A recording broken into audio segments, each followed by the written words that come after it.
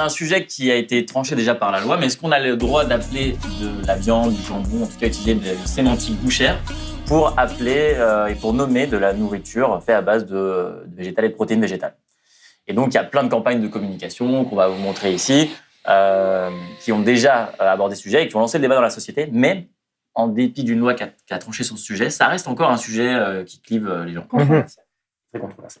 Alors, oui, on a le droit d'appeler steak, d'appeler lardon. Pourquoi ? Parce qu'en fait, tout ce qui permet de promouvoir une écologie plus responsable, des changements comportementaux, est à faire valoir. Et il y a une dernière étude Mintel qui date de 2023 qui montre que quand les lardons végétaux sont appelés lardons ou un steak, les gens sont plus à même de l'acheter. Pourquoi ? C'est de l'appropriation de l'innovation. Hein. Il faut que ça nous ressemble un petit peu.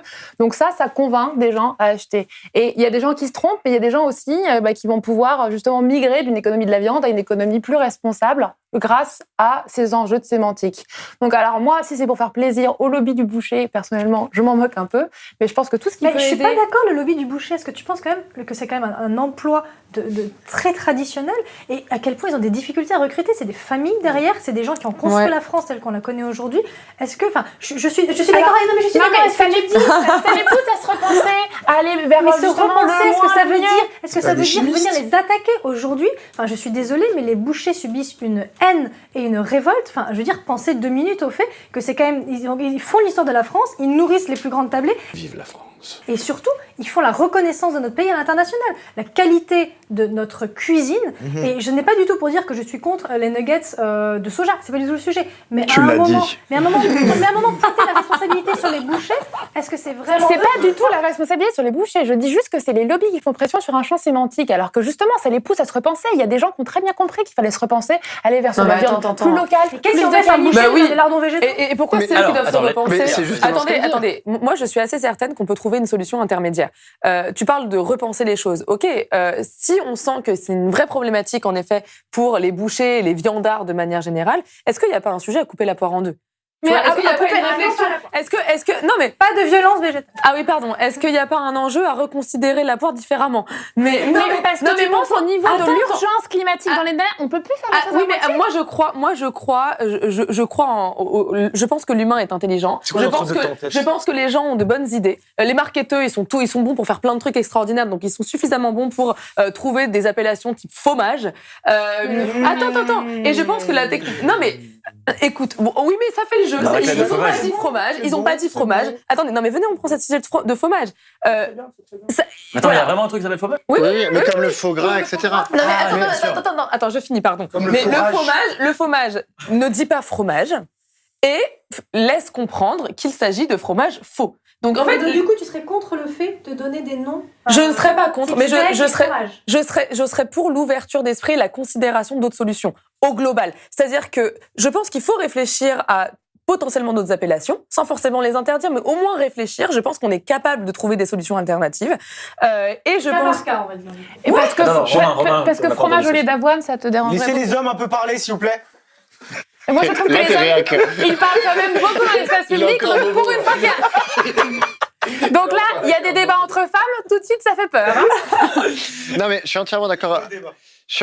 Entièrement d'accord avec toi. Où il y a pour moi un sujet de société, un sujet de marque aussi.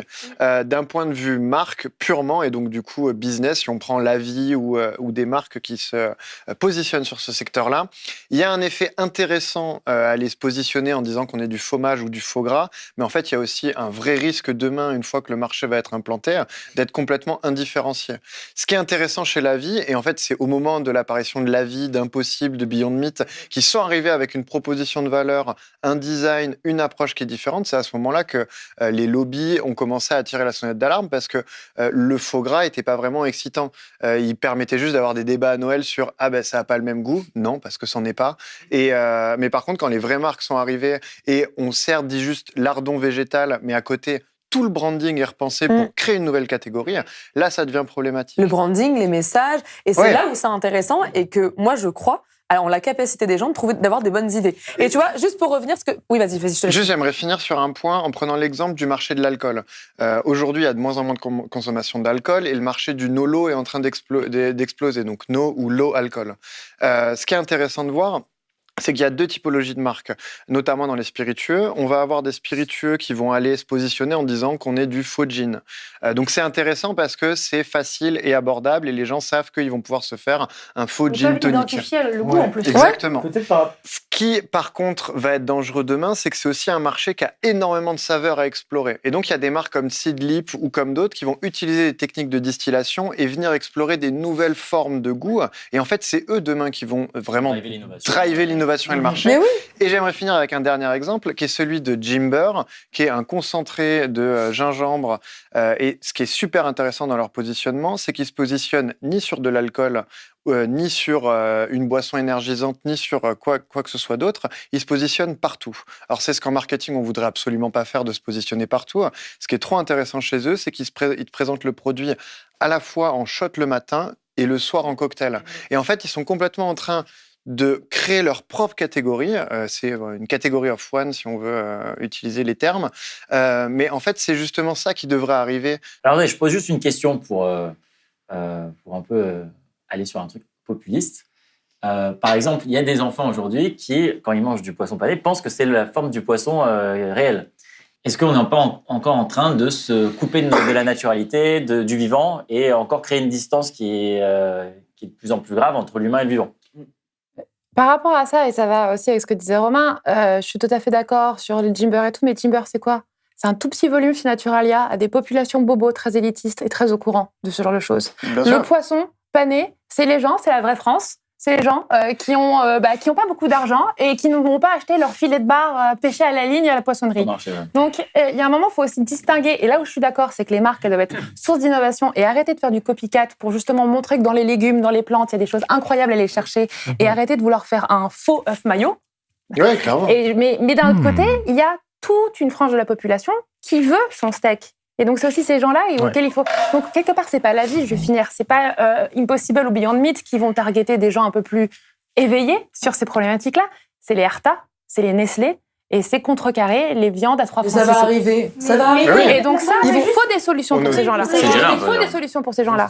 Moi, je voudrais juste relever, même si je trouve ta question intéressante, j'aurais tendance, si on regarde quand même qui porte le sujet du steak végétal, qui porte le sujet du lait d'avoine, c'est quand même, alors je dirais pas que c'est le cas pour tout le monde, et on a tous un voisin vegan qui roule en 4x4 de façon complètement what the fuck, ça je suis d'accord, mais c'est quand même aussi des gens qui appellent à un retour à la naturalité et un retour à la préservation de cette nature en fait. Et je pense que si on veut se reconnecter avec la nature, moi aujourd'hui, j'ai grandi dans le sud de la France et on m'expliquait qu'il y avait des enfants qui vivaient dans des super énormes villes, leur voyage scolaire c'était d'aller voir des vraies vaches. Genre c'était vraiment, et est-ce que c'est finalement pas tant la ville et la surconsommation qui éloignent de la naturalité que le fait de passer d'un steak de vache à un steak de soja. Et moi, je pense qu'il faut quand même aussi penser, avec cette histoire de nomenclature, parce que ça revient finalement à ça, il faut aussi penser au fait qu'en voulant tout le temps garder à distance les mots type lardon, les mots, je veux dire chocolat blanc, est-ce que c'est du chocolat?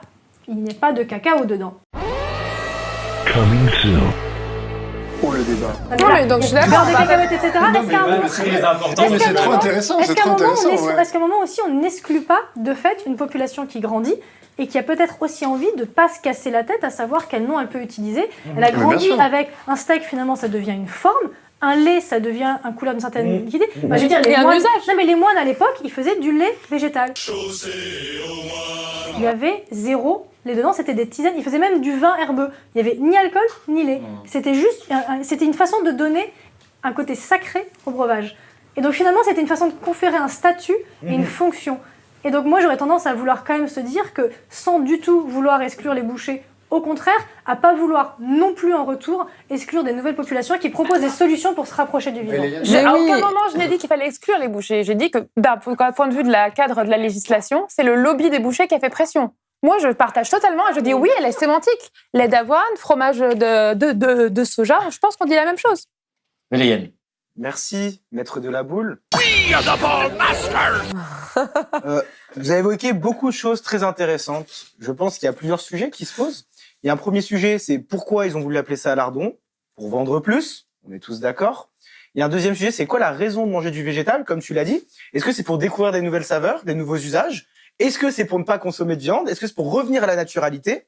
Et en fait, pour moi, si on dézoome un peu de tout ça, si on prend déjà l'enjeu écologique, en fait, la réalité, c'est que le soja, ça consomme énormément d'eau. Alors peut-être pas autant qu'une vache. Mais globalement, faire tous ces produits ultra transformés, c'est de l'ultra transformé. Toutes ces nuggets dont on parle, c'est pas très bon pour la santé. Donc le retour à la naturalité. Alors, je sors de mon rôle, je consomme que ça chez moi. Je mange que végétarien et que alors, vegan. je fais une petite parenthèse, je demande qui ici consomme de la viande ou des protéines d'origine végétale, quoi. Mais tout le monde. Non, ça dépend de la question. Tu veux dire des produits de type Beyond Meat, Impossible, etc. Parce que des protéines d'origine végétale. Mais le matcha latte au lait d'avoine, c'est genre incroyable. Oh waouh. Mais par exemple, je peux vomir. Aujourd'hui, achète des lardons végétaux. Achète des lardons végétaux. Mais moi, c'est pour aussi alterner les goûts. Enfin, Beyond the Meat, c'est super. Ouais, t'as ton micro qui est tombé là, sur le côté. Juste pour finir l'idée de la pensée, en fait, je pense que sur tous ces sujets, vous l'avez aussi évoqué, cette notion d'innovation. Si le fait d'appeler lardon végétal, ça permet de créer plus de consommateurs, plus d'acheteurs, qu'est-ce que ça veut dire? C'est qu'on va arriver à un moment où on va atteindre la taille critique, on va pouvoir industrialiser cette synthèse ou cette création de transformation, ce qui fera que le prix, ça sera pas que pour nous qui sommes des bobos et qui pouvons se payer du lardon végétal, mais que n'importe qui pourra se l'acheter dans 10 ans. Et donc, je pense qu'il y a cette notion aussi à avoir. Moi, je vous dis la vérité. Il y a tout est bon dans le cochon et j'ai été élevé comme ça. Voilà. La France, malgré tout, étant réel. Les chiffres de Non mais attends, c'est intéressant ce que tu dis. Non mais attends, c'est intéressant ce que tu dis. En fait, il y a deux sujets. Je vais revenir sur un sujet que tu donnais tout à l'heure, Kim, par rapport. Ou je sais plus, c'est toi Leïla. Bon, on parlait des bouchers, on parlait de l'intérêt de faire attention à eux, etc. Parce que c'est la France, etc., etc. Et toi, tu parlais du danger aussi de la viande. Moi, je crois au fait que c'est des sujets qui, grâce à l'information, grâce aux réseaux sociaux, grâce aux personnes qui réagissent, en fait, vont être traités. Aujourd'hui, on a une évolution technologique qui va nous permettre de traiter ces sujets autant dans le végétal que dans la viande. Donc en fait, on va, je pense, faire plus attention à nos animaux, on va, je pense, faire plus attention à l'écologie, on va être obligé de le faire parce que sinon on va être pointé du doigt. On parlait des grands industriels. Moi, j'ai bien connu certains grands industriels que je ne citerai pas. Non, je rigole, c'était juste pour faire du buzz. OnlyFans. Ouais. Non, mais ce que je veux dire, c'est que c'est un modèle de diversification incroyable. Ils sont obligés de considérer le danger de certains de leurs processus. Ils sont obligés de le considérer aujourd'hui dans l'ère dans laquelle on le vit. Donc en fait, ils vont forcément, sur la base de la technologie, sur la base des recherches, sur la base des réactions des gens, changer les choses et les améliorer. C'est certain. Et autant dans la viande, tu vois, autant dans le traitement de l'animal que dans le traitement du végétal. Moi, j'ai une question, là où ça me pose, c'est que autant la partie, appelée ça fromage, lait, etc., qui sont des grandes catégories, ça me dérange moins, mais si par exemple, est-ce que c'est possible de la mimolette végétale?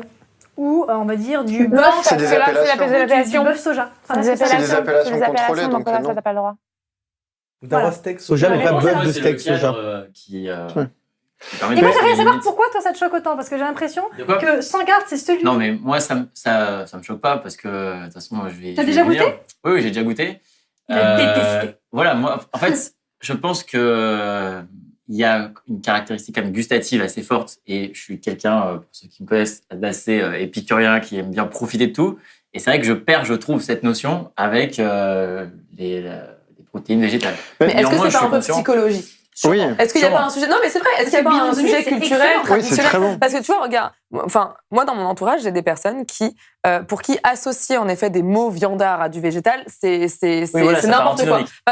Non, au contraire, c'est grave pour eux. Parce qu'en fait, déjà, ils n'ont pas envie de se faire associer à des bobos qui mangent du végétal. Et pour eux, dire d'un steak végétarien que c'est un steak. Exactement. Alors, et en fait, du coup, je pense que du coup, ça te crée un biais psychologique qui fait que quand tu manges ton steak, tu deviens associé à un bon. Ouais, et donc du coup, la saveur n'est plus la même. Alors, c'est intéressant sur la construction des plus imaginaires. le mec super viril qui mange la viande, ça lui dégouline dessus. Peut-être, est-ce que il y a un film en ce moment qui est très drôle sur Prime, Barbac, qui s'appelle Barbac. Ouais. Qui l'a vu ce film ici?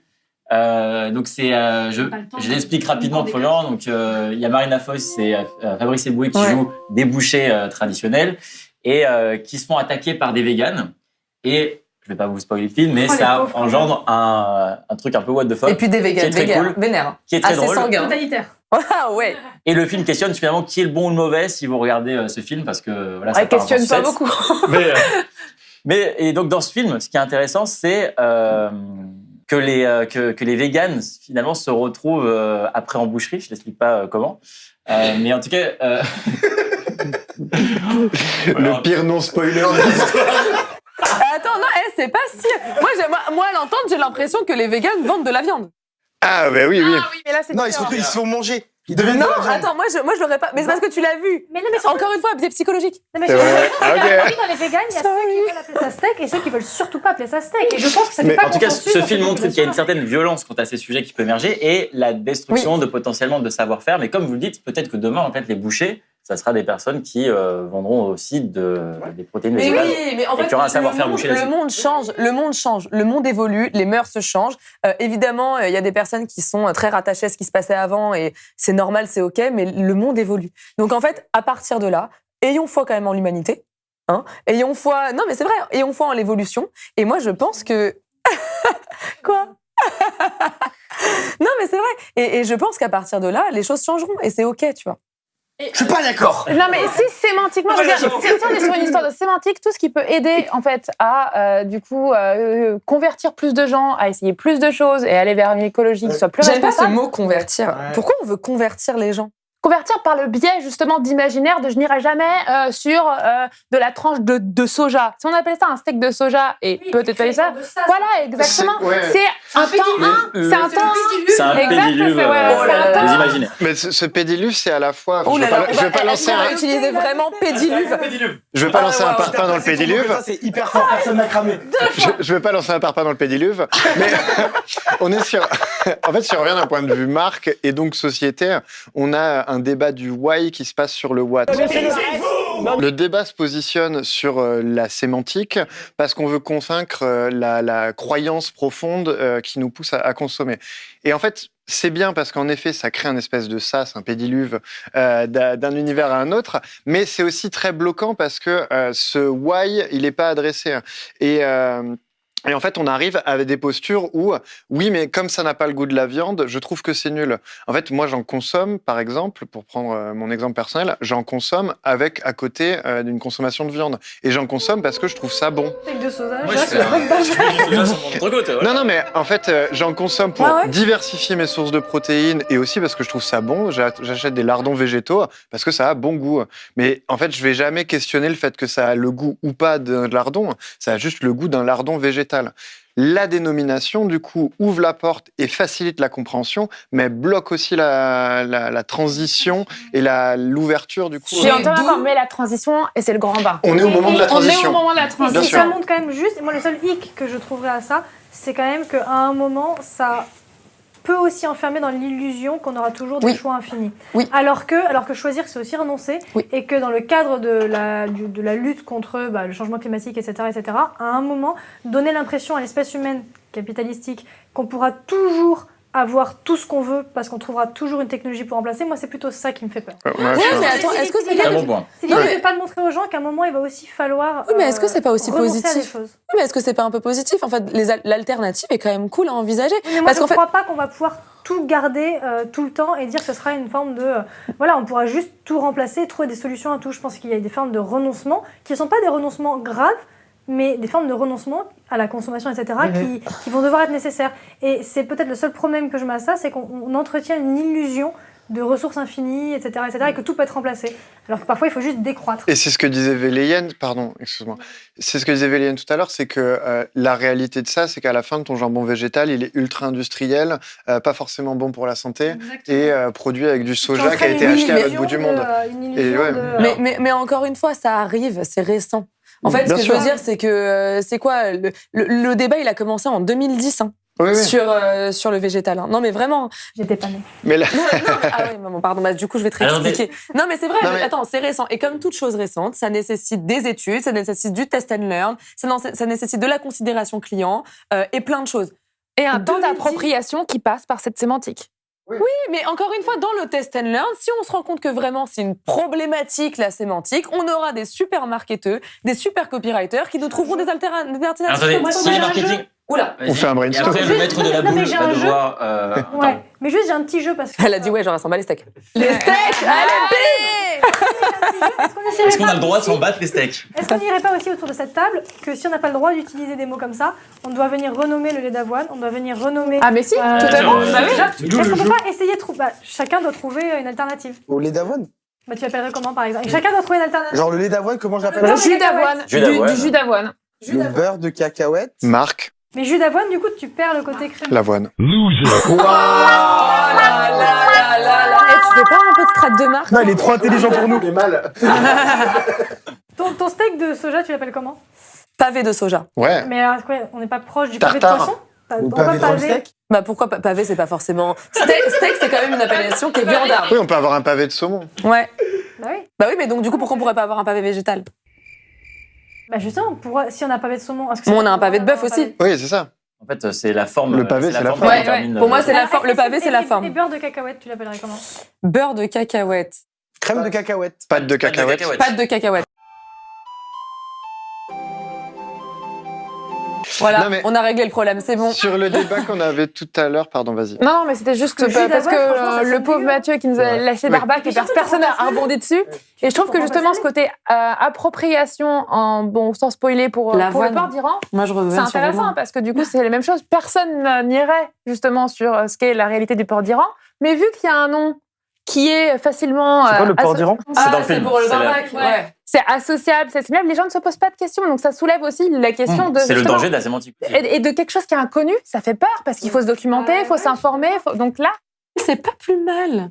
Mais C'est pas plus une mal pensée d'être hyper forcé. élitiste. Oui, mais c'est pas plus mal d'être forcé à s'informer, à se renseigner Oui. et à savoir c'est ce pas qu'on Mais mange. dans les chiffres, in fine, parce qu'il y a un moment, là, c'est un débat bobo parisiano-centré. Moi, je suis d'accord, moi, je pense qu'il faut avoir de l'empathie pour les Alors, gens qui ont... Mais oui, Justement. mais bien Exactement, sûr. c'est Maître ça. de la boule. Les gens sont l'avenir. Les gens Écoutez réussiront à le changer maître les de la choses. boule. Merci Waouh. Valérie.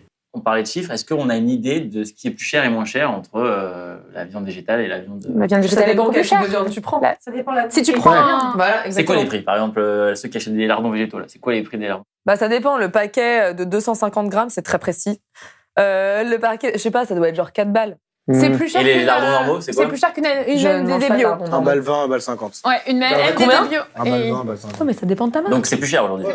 Oui, si tu prends, en fait, c'est simplement qu'il y a des gammes de prix Mais oui. dans les lardons Non, mais c'est ça, la bouchés. bavette de super qualité, tu Bah peux oui, goûter bien à sûr. la bavette de 300 grammes à 12 balles, tu vois, Ouais, facile. Ouais. Alors que ton steak végétal aura du mal à monter au-dessus. C'est qu'il n'y a des pas 5. encore de low cost Ouais. dans le végétal. Bah, Mais par contre, tu peux Exactement. trouver du steak de merde à. oui, c'est ça le problème. 3 €. Et c'est que du coup, pour moi, les lardons végétaux et le végétal ne s'attaquent pas aux producteurs de bœuf de Salers avec les grandes vaches qui peuvent. C'est justement sur cette viande pas chère qui vient du coup Oui, c'est pas une bonne forcément chose. Je suis d'accord, française. c'est un tu dis. vrai. Oui. Ah mais moi, de Alors- toute manière, depuis le début, je dis oui. Alors attendez les gars, justement, pour comprendre un peu vos différentes positions, est-ce que ce serait pas le moment de révéler Allez, c'est parti. Et là. C'est parti. Et moi, j'étais l'empathie. Évidemment. l'empathique? Évidemment que t'étais Très l'empathique. bonne actrice, hein, Leïla. Très très bonne actrice. Évidemment que Elle est t'étais très forte. l'empathique. Elle est très très Très forte. forte. Le communicant.